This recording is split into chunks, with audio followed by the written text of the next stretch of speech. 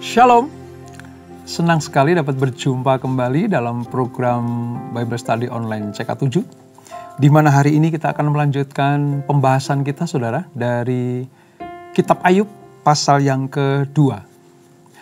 Pertemuan kemarin ketika kita membahas Ayub pasal yang pertama, saudara ingat bahwa orang benar ini mendapatkan ujian dari Tuhan yang dicobai juga oleh iblis. Salah satu jagoan Tuhan ini, saudara, betul-betul menampilkan sosok yang luar biasa. Nah, di pasal yang kedua ini kita akan belajar bagaimana iblis itu gak cukup hanya mengambil harta benda dan kekayaan Ayub. Dia ingin menjamah Ayub. Kisahnya seperti apa? Sebelum kita membaca dan merenungkan, mari kita minta Tuhan mengurapi kita, supaya kita mengerti sungguh apa yang difirmankan dan jadi rema dalam hidup kita. Kami datang Tuhan, hampiri tahta-Mu, memuji Engkau.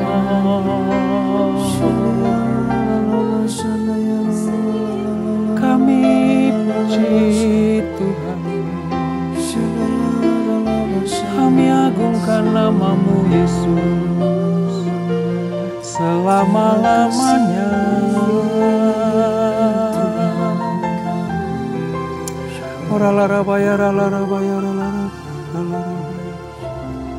Oh, pujilah Aku Tuhan, cobalah Aku Tuhan, selidiki batinku dan hatiku, mataku tertuju padamu. Aku cinta padamu Tuhan, aku rindu hadirat-Mu Tuhan. Aku ingin selalu dekat padamu, menikmati kehadiran-Mu. Ku nyanyi Hosana bagi Rajaku yang duduk di tahta. Aku muliakan dan ku agungkan, Kau layak disembah. Ku nyanyi Hosana bagi Rajaku yang duduk di tahta. Aku muliakan dan ku agungkan, Kau layak disembah.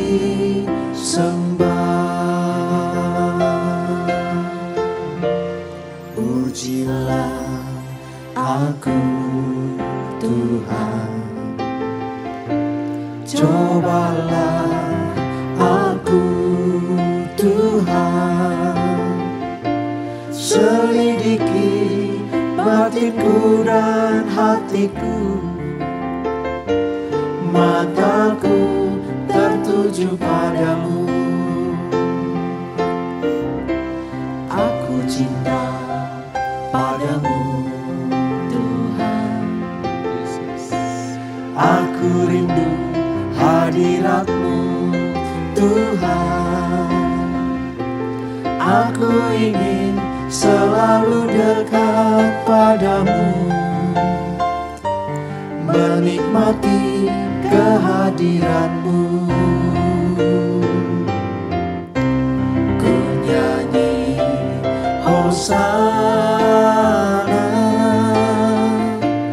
bagi Rajaku yang duduk di tahta. Aku muliakan dan ku agungkan, Kau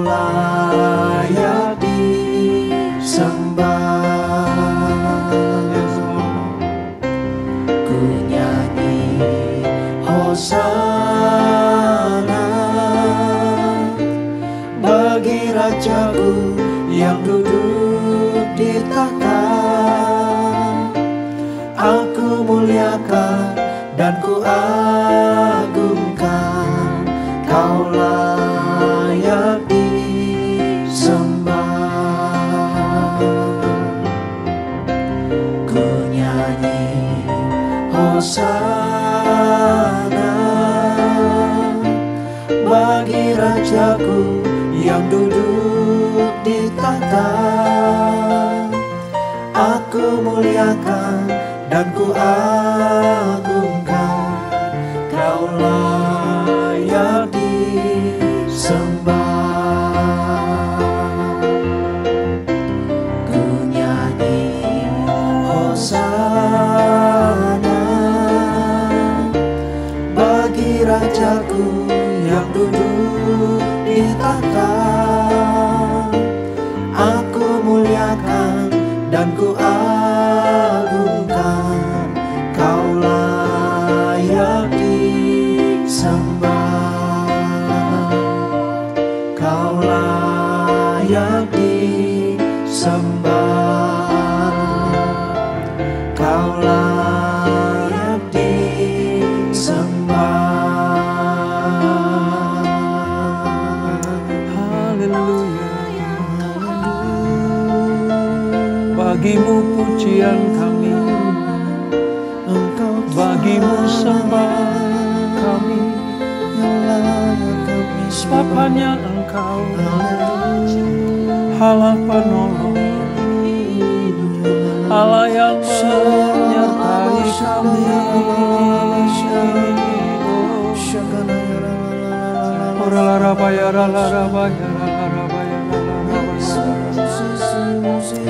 Kau sungguh baik, Yesus. Bagimu, hanya bagimu. Engkau Tuhan yang setia, waktumu selalu yang terbaik. Engkau Tuhan sandaranku, dan ku hanya kan berharap padamu. Satu-satunya yang ku andalkan, satu-satunya yang ku percaya.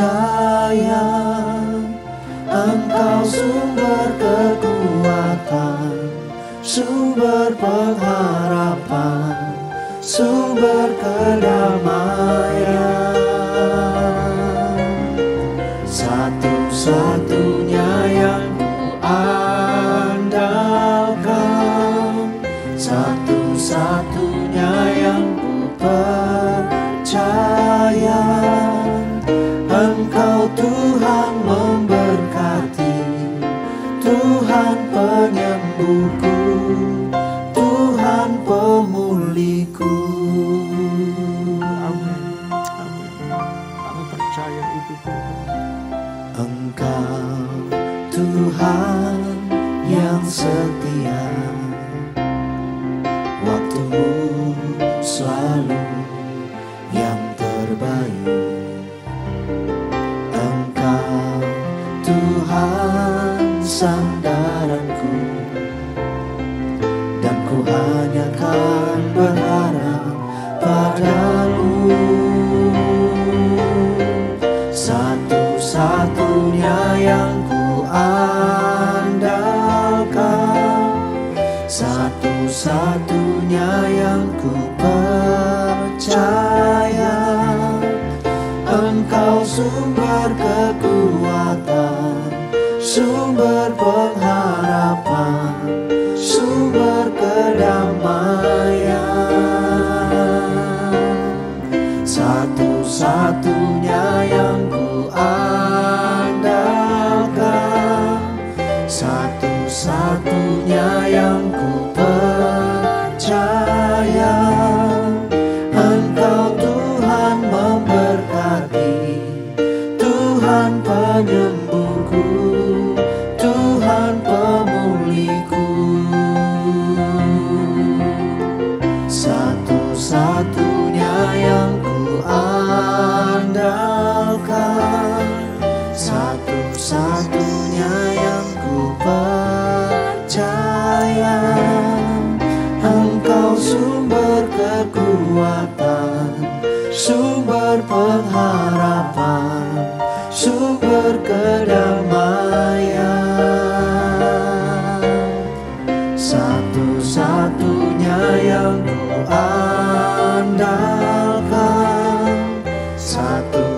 satu-satunya yang ku percaya. Engkau Tuhan memberkati, Tuhan penyembuhku, Tuhan pemulihku. Engkau Tuhan memberkati, Tuhan penyembuhku, Tuhan pemulihku. Engkau Tuhan memberkati, Tuhan penyembuhku, Tuhan pemulihku. Amin, amin, amin. Benar Tuhan, hanya Engkau Allah yang memberkati kami. Engkau yang memulihkan, Engkau yang menyembuhkan, Engkau yang membawa kami kemuliaan kepada kemuliaan. Kami akan melanjutkan pembelajaran kami malam hari ini. Urapi kami Tuhan, jamah kami, supaya kami mengerti apa yang kami baca, kami renungkan, dan kami lakukan. Dengan demikian, kami akan disebut sebagai anak-anak Tuhan yang menyenangkan hati-Mu. Urapi kami Tuhan. Di dalam nama Yesus, mari yang siap belajar firman Tuhan. Sama-sama katakan, amin. Mari kita membaca saudara dari Ayub pasal yang kedua. Di Alkitab kita Perjanjian Lama halaman sekitar 535. Saya akan bacakan pandu bersama dengan saudara. Demikian firman Tuhan. Pada suatu hari, datanglah anak-anak Allah menghadap Tuhan, dan di antara mereka datang juga iblis untuk menghadap Tuhan. Maka bertanyalah Tuhan kepada iblis, "Dari mana engkau?" Lalu jawab iblis kepada Tuhan, "Dari perjalanan mengelilingi dan menjelajah bumi." Firman Tuhan kepada iblis, "Apakah engkau memperhatikan hambaku Ayub? Sebab tiada seorang pun di bumi seperti dia, yang demikian saleh dan jujur, yang takut akan Allah dan menjauhi kejahatan. Ia tetap tekun dalam kesalehannya, meskipun engkau telah membujuk aku melawan dia untuk mencelakakannya tanpa alasan." Lalu jawab iblis kepada Tuhan, "Kulit ganti kulit. Orang akan memberikan segala yang dipunyainya ganti nyawanya. Tetapi ulurkanlah tanganmu dan jamalah tulang dan dagingnya. Ia pasti mengutuk engkau di hadapanmu." Maka firman Tuhan kepada iblis, "Nah, ia ada dalam kuasamu. Hanya sayangkan nyawanya." Kemudian iblis pergi dari hadapan Tuhan. Lalu ditimpanya Ayub dengan barah yang busuk dari telapak kakinya sampai ke batu kepalanya. Lalu Ayub mengambil sekeping beling untuk menggaruk-garuk badannya sambil duduk di tengah-tengah abu. Maka berkatalah istrinya kepadanya, "Masih bertekunlah engkau dalam kesalehanmu? Kutukilah Allahmu dan matilah." Tetapi jawab Ayub kepadanya, "Engkau berbicara seperti perempuan gila. Apakah kita mau menerima yang baik dari Allah, tapi tidak mau menerima yang buruk?" Dalam kesemuanya itu, Ayub tidak berbuat dosa dengan bibirnya. Ketika ketiga sahabat Ayub mendengar kabar tentang segala malapetaka yang menimpa dia, maka datanglah mereka dari tempatnya masing-masing, yakni Elifas orang Teman, dan Bildad orang Suah, serta Zofar orang Naama. Mereka bersepakat untuk mengucapkan bela sungkawa kepadanya dan menghibur dia. Ketika mereka memandang dari jauh, mereka tidak mengenalnya lagi. Lalu menangislah mereka dengan suara nyaring. Mereka mengoyak jubahnya dan menaburkan debu di kepala terhadap langit. Lalu mereka duduk bersama-sama dia di tanah selama 7 hari 7 malam. Seorang pun tidak mengucapkan sepatah kata kepadanya, karena mereka melihat bahwa sangat berat penderitaannya. Nah saudara, dari apa yang kita baca ini kita mengerti bahwa iblis tidak cukup mencobai Ayub hanya dengan mengambil harta kepemilikannya, yaitu kambing domba, ternaknya, kekayaannya, anak-anaknya. Sudah ludes, dijarah oleh iblis. Dan itu diizinkan Tuhan. Lalu iblis datang lagi kepada Tuhan. dia tetap akan menyembah engkau karena engkau tidak menjamah tubuhnya, kata iblis. Apa kata Tuhan? Oke, silakan. Silakan engkau menjamah tubuhnya, tapi sayangkan nyawanya. Nah, ini kesempatan iblis untuk menjamah Ayub dengan sakit penyakit, saudara. Saudara perhatikan, Ayub ini seorang penderita yang tak bersalah. Ini kalau dalam perjanjian baru, saudara, itu melambangkan pribadi Yesus Kristus. Dan semua orang percaya yang benar di bawah perjanjian baru, termasuk saudara dan saya. Kalau hidup kita benar, hidup kita tidak bersalah di hadapan Tuhan. Tetapi kalau Tuhan izinkan ada penderitaan, pastikan dalam hidup kita, saudara, bahwa pernah ada orang yang mengalami yang seperti ini, yaitu Ayub. Terlebih lagi, kita punya Tuhan, yaitu Yesus Kristus, yang mengalami hal yang sama. Ayub menang. Yesus apalagi, karena dia Tuhan mampu untuk mengalahkan iblis. Oleh sebab itu, kalau penderitaan datang, sepertinya menimpa kita tanpa alasan. Kita tahu persis sekarang, kita bisa menang seperti Ayub. Sebab Yesus sudah menang atas kuasa iblis itu. Ini teladan buat kita semuanya. Orang-orang perjanjian lama yang mengalami hal seperti itu pun terjadi dalam perjanjian baru. Saat-saat sulit, saat-saat penderitaan sepertinya kok tidak pernah berhenti. Padahal aku tidak berdosa. Aku lakukan hal yang benar di mata Tuhan. Kok sepertinya malapetaka silih berganti mendatangiku gitu. Saya mengatakan buat kita semua, saudara, penderitaan selalu ada di dalam sekeliling kita. Tinggal kita mau meneladangi Ayub atau tidak. Kalau saat ini saudara dan saya sedang dalam posisi seperti ini, pastikan jangan lari dari rancangan Tuhan. Ayub menjadi teladan tentang ketabahan yang sabar di tengah-tengah kesukaran, saudara. Dan ini sebenarnya diminta oleh Tuhan kepada kita. Sebagaimana Ayub menderita tanpa salah karena kesetiaannya kepada Allah dan kebenarannya. Demikian juga kita, orang percaya yang setia kepada Allah, akan mengalami penderitaan. Tetapi barang siapa yang setia, tetap berpegang pada perjanjian Allah dan pengharapan, dia tak akan tampil sebagai pemenang.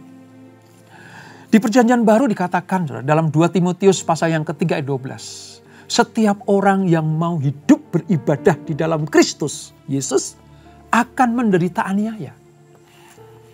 Ini dinyatakan oleh Tuhan sendiri. Suatu penderitaan yang dianggap sebagai memasuki persekutuan dalam penderitaan Kristus. Artinya kita diizinkan itu. Kita diizinkan masuk dalam penderitaan. Tetapi sekali lagi, penderitaan yang diizinkan Tuhan tidak akan pernah membuat kita binasa. Ayub membuktikannya, saudara. Nah, seperti ini, ya. Mari kita masuk, ya. Ketika Tuhan berkata, "Hai iblis, kau lihat hambaku Ayub?" "Ya, aku melihat." "Kau lihat ketika dicobai dia tetap setia kepadaku?" "Ya, aku melihat." Tapi coba sekarang berikan Ayub kepadaku, aku akan menjamah tubuhnya.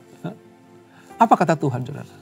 Dia ada dalam kuasamu. Untuk tahap ini, iblis diberi kuasa oleh Tuhan. Untuk apa? Mencobai Ayub sampai sedemikian beratnya. Hanya Tuhan bilang, nyawanya keputusanku. Kamu tidak boleh main-main dengan nyawanya. Dari sini kita bisa melihat bagaimana nyawa kita, jiwa kita itu ada di tangan Tuhan yang kuat itu, saudara. Sakit penyakit boleh menggerogoti tubuh kita. Penderitaan boleh silih berganti datang kepada kita. Tapi Tuhan pegang nyawa kita. Tuhan pegang kehidupan kita. Allah mengizinkan iblis mendatangkan penderitaan lagi kepada Ayub. Kenapa demikian?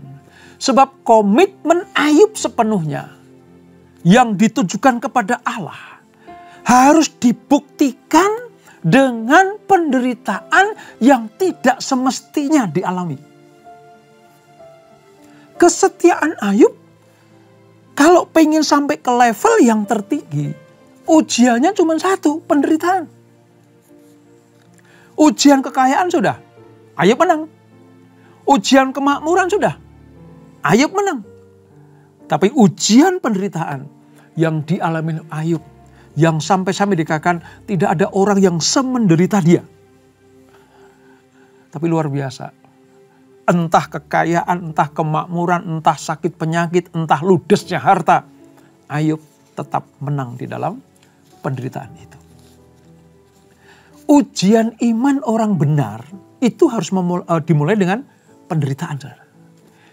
Ini bermakna besar. Kenapa? Karena yang dipertaruhkan itu nama Allah. Ketika anak-anak Tuhan diizinkan oleh Tuhan, ya, diuji oleh Tuhan dan dicobai oleh iblis. Kalau sampai Tuhan membuka pagar kehidupan kita, lalu iblis masuk ke dalamnya, saudara. Allah itu memiliki tanggung jawab yang besar kepada umatnya. Saya berpikir seperti ini, saudara. Allah bertanggung jawab sepenuhnya kepada Ayub. Karena Allah yang mengizinkan iblis menjamah dia. Ini harus menjadi pola pikir kita. Kalau kita hidup benar, melayani Tuhan dengan sungguh, ya, beribadah, melayani, ya, mengasihi Tuhan dengan segenap hati. Kok sepertinya penderitaan gak pernah berhenti, ya? Pelajaran yang indah buat kita semuanya. Kalau Allah izinkan itu, dia sedang mempertaruhkan nyawanya, mempertaruhkan namanya sendiri. Bahwa orang atau anak Tuhan ketika dicobai, Allah tidak pernah meninggalkan. Ya, sementara mundur sejenak, pengen melihat bukti imanmu seperti apa. Bukti kepercayaanmu kepadaku seperti apa. Dan semua tokoh Alkitab mengalami hal yang sama, saudara. Walaupun kadar penderitaannya berbeda. Ini. Jadi lewat penderitaan, Tuhan pengen lihat bukti kemurnian iman kita. Hanya itu, saudara. Dan kalau kita lulus dalam penderitaan, lulus dalam sanktifikasi, maka glorifikasi itu disediakan buat anak-anaknya. Kalau kita lulus ujian, ada dua hal yang akan terjadi. Allah dipermuliakan, kita mendapatkan glorifikasi. Dan iblis dipermalukan. Bagaimana cara mempermalukan iblis? Buktikan kemurnian imanmu kepada Tuhan Yesus Kristus. Saudara, harta benda habis Ayub ini. Anak-anaknya mati dalam waktu yang bersamaan. Sekarang sakit penyakitnya menimpa dia. Barah. Ya, itu seperti lepra, saudara, yang menyelumputi tubuhnya dari ujung rambut sampai ujung kaki. Sampai dia kalau gatel ngambil beling untuk menggaruknya. Pakai tangan udah gak mempan. Itu penderitaan luar biasa. Tapi yang membuat Ayub sangat-sangat terpukul adalah apa, saudara? Ketika istrinya berkata, masih tekunkah engkau dalam kesalehanmu? Ini perkataan seorang istri yang tidak mengerti suasana hati dan penderitaan suami. Ayub sampai bilang, kau gila ya? Gitu, saudara. Kenapa? Karena Ayub dianjurkan oleh orang terdekatnya, yaitu istrinya, untuk mengutuki Allah. Kamu bertekun dalam kesalehan. Mau kayak seperti ini terus. Kira-kira seperti itu. Ayub berkata, kamu seperti perempuan gila. Ya. Ini ujian iman buatku. Siapa yang mau seperti ini? Siapa yang mengharapkan keadaan seperti ini? Tapi kalau Tuhan mengizinkan yang seperti ini, ya dia yang punya, dia yang ngasih, dia yang mengambil. Terpujilah Tuhan. Masa sih kita mau dapat dari Tuhan yang baik-baik saja, yang gak baik gak mau? Saudara, sebenarnya Ayub berharap belahan jiwanya ini, penolongnya ini, ya, kan istri itu penolong yang sepadan. Harusnya bekerja sama. Toh misalnya dia tidak menderita secara fisik seperti suaminya, dia kuatkan dong Ayub. Dia bantu dong menegarkan imannya. Tapi ini malah menjerumuskan supaya iman Ayub lemah. Bahkan mengutuki Allah, meninggalkan kesalehannya. Makanya pantas kalau Ayub bilang, kamu seperti perempuan gila. Nasihat istri Ayub kepadanya ini, saudara, itu mengungkapkan inti ujian imannya. Sepanjang kitab ini, saudara, kesedihan yang mendalam yang disebabkan oleh kesengsaraan dari Allah yang kelihatan itu sepertinya tidak adil. Karena semua sepertinya itu memusuhi Ayub. Sepertinya ditujukan kepada Ayub semuanya. Caci maki, ya kan? Saran-saran yang salah dari istri yang dicintainya. Semuanya ludes sampai tubuhnya pun diserang penyakit yang mematikan itu, saudara. Wow, saya berpikir sepertinya tidak ada manusia biasa yang memiliki penderitaan seperti Ayub ini.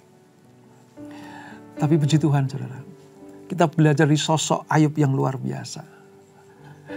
Dia adalah orang percaya sejati yang sudah mempersiapkan diri untuk diuji Allah, bahkan dicobai oleh iblis.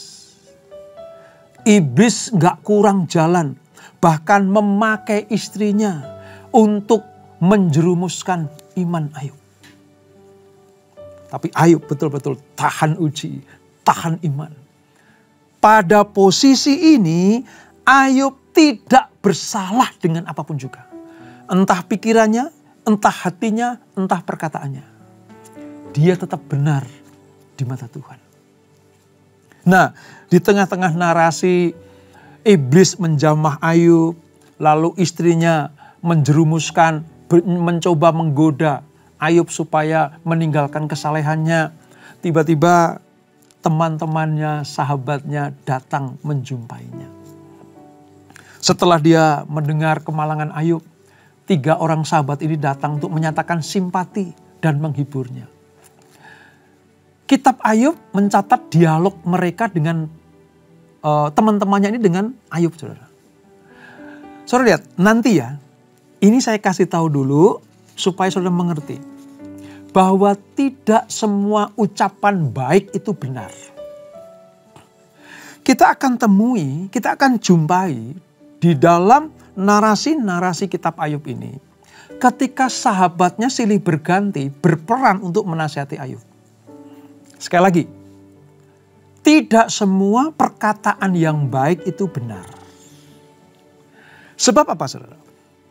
Pandangan para sahabat-sahabat Ayub ini merupakan teologi yang populer, tapi tidak lengkap.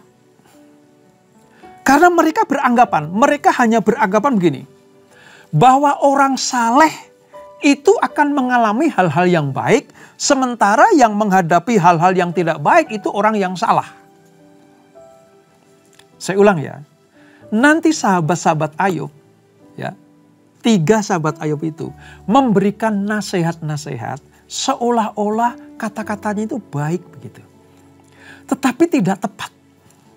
Kenapa? Karena ketiga sahabat punya kesimpulan begini, Ayub, kamu itu mengalami penderitaan karena engkau salah. Karena engkau melawan Allah yang maha tinggi. Loh, kalau kata-kata ini hanya sepenggal, saudara, ini sepertinya benar. Tapi bukankah di awal kita melihat, nomor 1, ada sidang di atas tentang anak-anak Allah dengan Allah sendiri dan iblis. Artinya Ayub gak tahu sama sekali. Yang kedua, pembuktian dari mulut Allah sendiri bahwa Ayub itu saleh, jujur, orang benar, menjauhi kejahatan, dan bergaul karib dengan Allah. Jadi kalau sahabat-sahabatnya memberikan sebuah pengertian, "Hei Ayub, kamu menderita, kamu kehilangan harta benda, kamu kehilangan anak-anak, bahkan kamu mengalami sakit seperti ini, itu karena kesalahanmu." Ini doktrin dari ketiga sahabat Ayub yang memandang Ayub dalam masalahnya itu dengan cara yang tidak benar. Ya, mereka berusaha menolong Ayub. Mereka berusaha untuk mendorong Ayub supaya apa? Supaya mengakui dosa-dosanya. Nah, ini kan nggak tepat. Sahabat Ayub empati, simpati. Pengen masuk di dalam suasana penderitaan. Bayangkan ya saudara, 7 hari 7 malam itu sahabat Ayub ada di sekeliling Ayub. Mereka menangis bersama-sama, bahkan menaruh debu di kepalanya, nggak ngomong apa-apa. Ini bentuk empati terdalam dari ketiga sahabat itu. Tapi sayang, perkataan-perkataan sahabatnya itu baik tapi tidak benar. Oleh sebab itu, nanti kalau kita membahas Ayub pasal berikutnya, saudara harus mengerti. Saudara harus mengerti. Tidak semua perkataan sahabat Ayub itu mengandung kebenaran. Walaupun kalimatnya sepertinya baik. Karena nanti ya saudara, nanti Allah akan menegur sahabat-sahabat Ayub. Nanti kalau kita ketemu di Ayub pasal 42. Sahabat-sahabat Ayub nanti ditegur Tuhan. Dan mereka akan dipulihkan kalau Ayub berdoa buat mereka. Ini saya kasih cuplikan dulu. Karena apa? Nanti berikutnya Ayub akan berkeluh kesah. Lalu sahabatnya akan debat dengan Ayub. Intinya Ayub bersalah. Ayub berdosa. Maka kamu menderita. Coba lihat. Saya katakan sempurna banget penderitaan Ayub ini. Harta ludes. Anak-anak semuanya mati. Sekujur tubuhnya terkena penyakit. Istrinya mendorong dia supaya murtad. Ditambah lagi kerabatnya salah mengerti tentang penderitaan Ayub. Saudara, Ayub punya alasan untuk meninggalkan Tuhan. Ayub punya alasan untuk tidak lagi mempercayai Tuhan. Buat apa aku hidup benar? Buat apa aku mempertahankan kesalehanku? Toh akhirnya seperti ini. Bahkan bukan hanya kehilangan harta benda. Ayub kehilangan sukacita dari para sahabatnya, termasuk orang terdekatnya. Harusnya mereka mengerti suasana ini. Tapi sayang, mereka nggak tahu. Penderitaan Ayub itu sangat berat. Dan kesetiaan Ayub melampaui penderitaannya yang dahsyat itu, saudara. Wow, saya kalau melihat sosok Ayub ini, saya simpulkan begini. Kesetiaan Ayub melampaui semua penderitaan yang dia tanggung. Ini manusia luar biasa. Sekali lagi ya, di pasal 1 kemarin saya sampaikan, ini bukan dongeng. Ini bukan hikayat. Ini bukan karangan-karangan novel. Tapi ini peristiwa yang benar terjadi. Mengapa diungkapkan dalam Alkitab kita? Supaya kita diingatkan. Kalau orang benar diizinkan menderita, pasti Allah punya alasan. Supaya apa? Supaya nama Tuhan dipermuliakan. Dan anaknya yang mengalami penderitaan namun tetap setia itu mendapatkan glorifikasi dari Tuhan. Sikap Ayub mengokohkan pernyataan Allah bahwa Ayub adalah seorang yang saleh dan tangguh imannya. Jadi rupanya saudara, Allah menemukan jagoannya. Allah menemukan jagoannya ketika diuji oleh Allah dan dicobai oleh iblis. Ayub tampil sebagai pemenang. Ini yang dicari Tuhan, saudara. Ini yang dicari Tuhan. Oleh sebab itu, tetaplah setia kepada Tuhan. Mungkin saat ini saudara sedang mengalami penderitaan. Ya mungkin gak seberat Ayub. Tapi sungguh-sungguh sangat berat menurut ukuran saudara. Saya mau katakan, sebagai hamba Tuhan dan orang-orang yang mengerti akan jalan keluar supaya kita tampil sebagai pemenang. Saya anjurkan buat kita semuanya, teladani Ayub. Tetap setia dalam penderitaan. Apapun yang terjadi, sekali Yesus, tetap Yesus. Supaya apa? Supaya Tuhan menemukan Ayub di masa perjanjian baru ini. Jadi Kita di dunia nggak lama, saudara. Kalau iblis masih bisa menggocoh kita, masih bisa menjamah kita, hanya urusan di dunia ini. Suatu kelak nanti, kalau iman kita tetap tangguh seperti Ayub, tidak berpaling dari Tuhan, maka Tuhan sediakan tempat yang tidak akan ada lagi ratap tangis dan kertakan gigi. Artinya sudah tidak ada penderitaan. Di mana itu? Surga yang mulia. Siapa yang ke sana? Hanya orang yang tangguh imannya. Hanya orang yang menang atas ujian. Hanya orang yang menang atas pencobaan iblis. Seperti pujian tadi. Ujilah aku Tuhan. Cobalah aku Tuhan. Orang yang memujikan pujian itu siap diuji Tuhan. Dan siap kalau iblis mencobainya. Apakah sudah siap? Saya berdoa kita semuanya siap. Karena Yesus tidak pernah meninggalkan kita. Kita tundukkan kepala. Bapak, terima kasih untuk anugerah-Mu. Kami selesai belajar Ayub pasal yang kedua. Bagaimana kesempurnaan penderitaan Ayub sungguh dinyatakan. Bukan hanya sakit penyakit. Bukan hanya istrinya yang menganjurkan supaya meninggalkan Allah. Tetapi teman-teman sahabatnya pun mereka salah mengerti terhadap Ayub. Dan kami melihat bagaimana Ayub tetap kokoh imannya. Tidak tergoyahkan dengan apapun juga. Kami melihat dan kami membayangkan bagaimana penderitaan Ayub di luar kemanusiaan itu. Tapi kami melihat juga tangan Tuhan yang kuat. Ya, mengizinkan iblis mencobai. Tapi Tuhan tidak pernah meninggalkan Ayub. Nyawa Ayub tetap aman dalam tangan Tuhan. Itu menandakan bahwa iblis tidak berkuasa atas nyawa anak-anak Tuhan. Terima kasih Bapak, pembelajaran yang luar biasa ini. Kalau kami mengalami hal-hal menderita sepertinya sudah berat sekali. Ya, mungkin tidak seberat Ayub. Kami tahu sekarang bagaimana cara untuk menyelesaikan masalah itu. Tetap memiliki iman yang kokoh. Tidak meninggalkan Tuhan. Dengan demikian, kami percaya pemulihan pasti terjadi.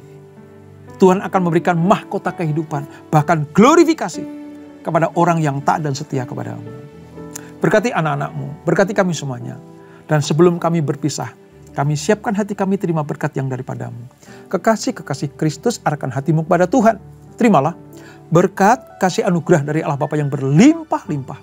Di dalam anaknya yang tunggal Tuhan Yesus Kristus. Dan persekutuan yang manis dan kudus menyertai kita semuanya. Mulai saat ini sampai Maranatha. Yesus datang yang kedua kali menjemput kita semuanya. Bertemu di awan-awan yang permai. Menikmati kemuliaan kekal selama-lamanya.